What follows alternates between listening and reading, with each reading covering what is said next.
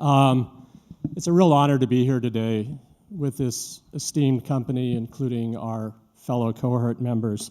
And so on behalf, I'm sorry, I'm pulling up my notes here on, when you depend on technology, this is what happens. On behalf of the other members of our team, my friends from Denver, thank you so much for this opportunity to be here, not only today, but to be a part of this great endeavor. As you may have heard, there's a lot happening in our little cow town. And this slide pretty much epitomizes it all. We have our new Colorado state bird, the Colorado construction crane. And if you come to Denver, you'll see them popping up all over the place. It's a place of great economic investment and development. Our already phenomenal recreation and active living opportunities are increasing every day. Rapid population growth. We have more than 1,100 people a month moving into just the city and county of Denver, let alone the region as a whole. We have increasing home values, and we are in the final stages of the build-out of our rail system that voters voted to fund in 2004 as part of the Fast Tracks initiative. So, this slide pretty much sums up everything that's happening, and a lot of other cities envy our situation, but it doesn't come without consequences.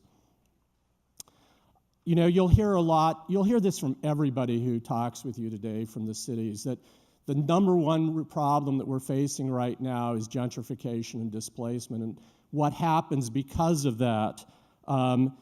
Higher housing costs, which are forcing many people to reevaluate where they live and how they live.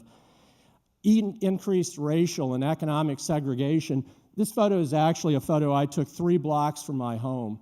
We moved into that neighborhood 20 years ago. It was a neighborhood of great economic and cultural diversity, and that diversity is evaporating before our eyes.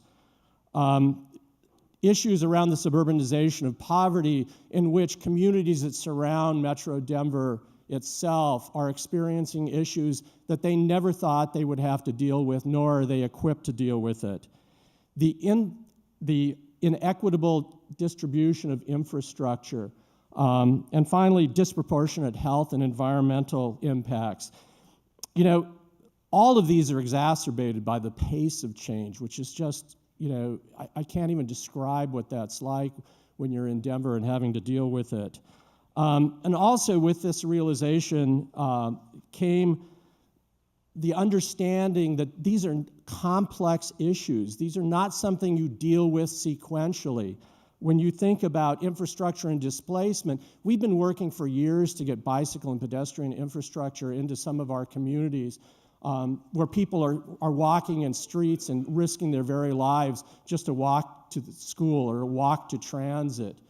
But what we have learned in just the past few months is once you start putting infrastructure into these communities, you accelerate the pace of gentrification and displacement. So you can't do infrastructure without doing displacement at the same time, or you're just going to work against everything that you're trying to do.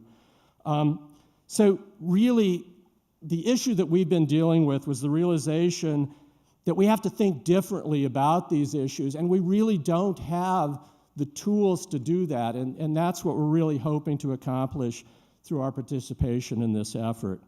So you're going to see these words pop up in everybody's presentation today.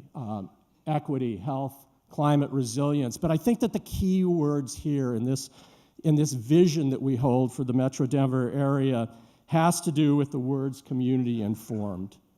Because if the residents from these communities are not part of the process, we are not getting to the heart of the matter. We are not hearing the truth. We cannot make assumptions from outside about what people in communities need. So that really brings us to our first strategy, which is a resident engagement. Part of this is increasing the number of resident leaders. And I can't tell you, you hear all the time about community engagement and community empowerment, but those words do not talk about the real needs. What we need to do is bring those community leaders into the system. and make them a part of the process. And so this is really what we're focusing on, to ensure that the resident voices are heard in all of the issues and in all of the platforms about displacement and transit accessibility. You know, and in the current social and political environment, that's just getting harder. How do you have a public meeting when people are afraid to come to the meeting if they think that ICE is waiting outside the door as they walk out?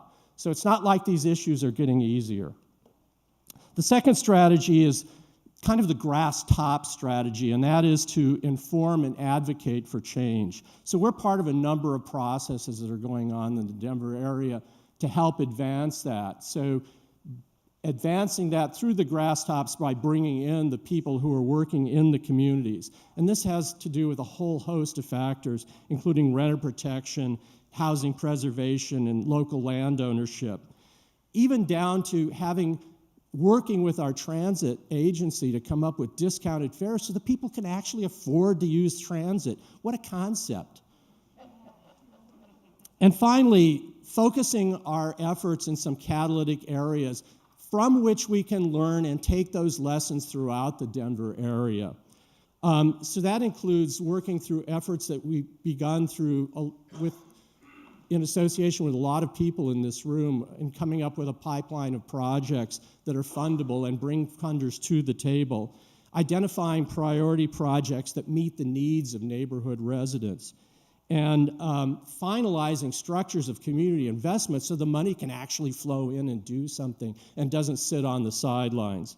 And we're doing that in two primary geographies. One is our North Federal Invest Health Corridor. Unfortunately, we've been an Invest Health community also. Thank you, Robert Wood Johnson.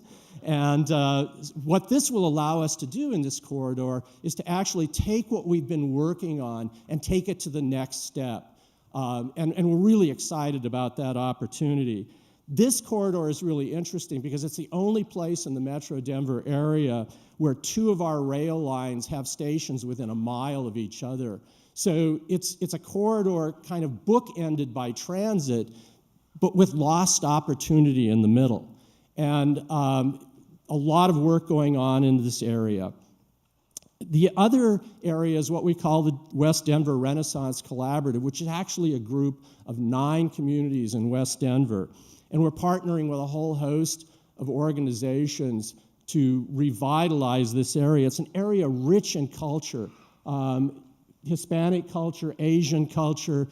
You know, it's just I almost hate to use the word melting pot, but it's a potpourri, bringing together people from different cultures to really enjoy those cultures and enjoy the presence.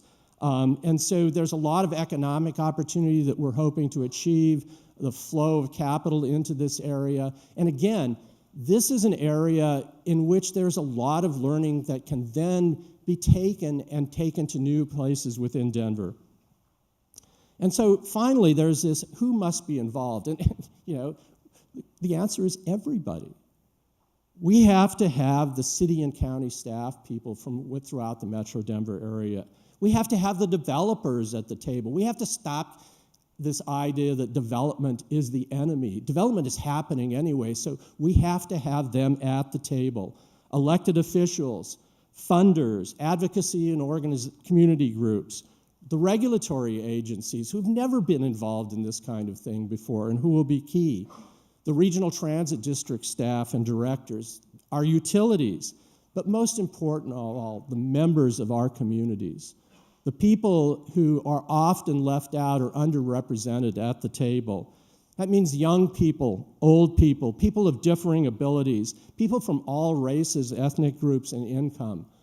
They have to be our partners, and that's really the ground floor of all the work that we're doing. So, well, there's no end slide. Again, I want to thank you from our hearts for having this opportunity, and we look forward to working with every one of you over the next 3 years.